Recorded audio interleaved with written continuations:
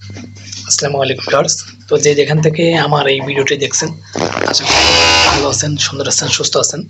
তো আপনারা আমাকে কমেন্ট করেন যে ভাই আপনি কয়টা মিনিট ডিউটি করেন। তো এখন দেখুন, এখন যে টাইমে ভিডিও শুট করছি হয়তো আপনারা বিশ্বাস করবেন কিনা জানি না। এখন বাংলাদেশ সময় আপনার বাজে কত 2টা 3টা বাংলাদেশ সময় আপনার 3টা বাজে। এখনো কিন্তু আমি কাজ করছি, এরপরে বাসায় যাবো, রান্না বান্না করবো, খাবো, ঘুমাবো, আবার সকালে ডিউটি করে এটাই কিন্তু আমাদের প্রবাস। হ্যাঁ, তো আমি এখানে অনেকেই কাজ করে, এখানে সবাই কাজ করতেছে এবং এরকম কন্টিনিউ কিন্তু আমাদের দ্বারা প্রবাসে এসছে, আমরা কিন্তু কন্টিনিউ কিন্তু এরকম কাজ করি। তো আপনারা যারা প্রবাসে আসবেন,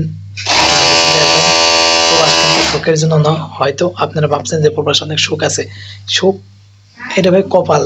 বেশিরভাগ লোকের কিন্তু সুখ থাকে না। আপনি যতই কাজ করেন না কেন, মালিককে কখনো আপনি মন ভুলাইতে পারবেন না। আপনি একটু আজকে 1 পিস বেশি করবেন, কালকে আরেক পিস বেশি না করলে মালিক আপনার প্রতি নারাজ হবে, মালিক আপনার প্রতি বেজার হবে। আজকে একটু ভালো কাজ করছেন, কালকে খারাপ কাজ করলে পরে আপনি মালিক আপনার প্রতি মন একটা নেগেটিভ চিন্তা ভাবনা নিয়ে আসবে। তো আপনারা যারা আমরা কাজ করি এখানে, আমাদের মেন কথা কি, আমরা কিন্তু টাকার মেশিন না, আমরা কাজের মেশিন। আমরা প্রবাসে আসছি কাজ করতে এবং টাকা নিতে।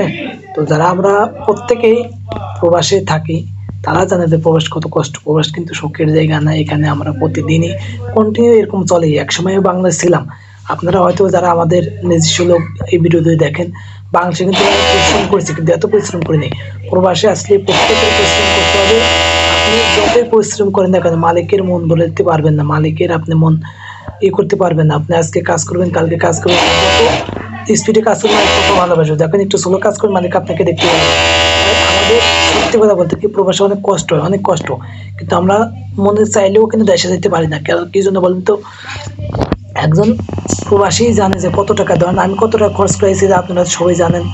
তো এরকম প্রত্যেকটি প্রবাসী কেউ কিন্তু বাংলাদেশ থেকে ফ্রিতে আসেনি। এখন যদি আমি এই অবস্থায় যাই তাহলে বাংলাদেশের পরিবারটা পুরো একবারে ধ্বংস হয়ে যাবে। এমনি তার পরিবার ধ্বংস হয়ে গেছে আমার কারণে। আমি দেশে অনেক কিছু লস ব্যবসা ট্যাবসা করে লস খেয়ে আপনার অনেক ঋণ টিন হয়ে বিদেশে এসেছে। এখন যদি আমি আবার দেশে চলে যাই তাহলে কী করবো?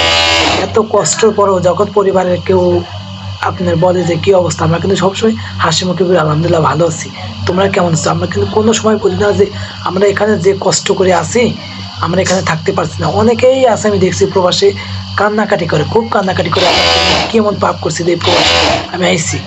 ভাই প্রবাস আসলে কষ্ট, আসলে যন্ত্রণা। এখানে আপনি মনে চাইলেই আপনি দেশে যাইতে পারবেন না, মনে চাইলে আপনি বসে থাকতে পারবেন না। অসুস্থ হন, সুস্থ হন, আপনি কন্টিনিউ কাজ করতে হবে প্রতিদিন। আর এরকমই আবার, এবং খুব সকালেই ঘুম থেকে ওঠা লাগে, উঠে আবার রান্নাবান্না করা লাগে। এবং এরপরেও যখন আমরা কাজ করি, কাজের সমস্যা হয়, অনেক সময় আছে মাথা তখন মালিক অনেক গালাগাজ করে, আমাদের মন টন খারাপ থাকে। তো এরপরেও আলহামদুলিল্লাহ আমরা চিন্তা করি যে টাকা খরচ করাইছি সেই টাকা যেন উঠে বাংলাদেশে দিতে পারে। তাছাড়া আমাদের অনেক সমস্যা হয়, কারণ কি এটা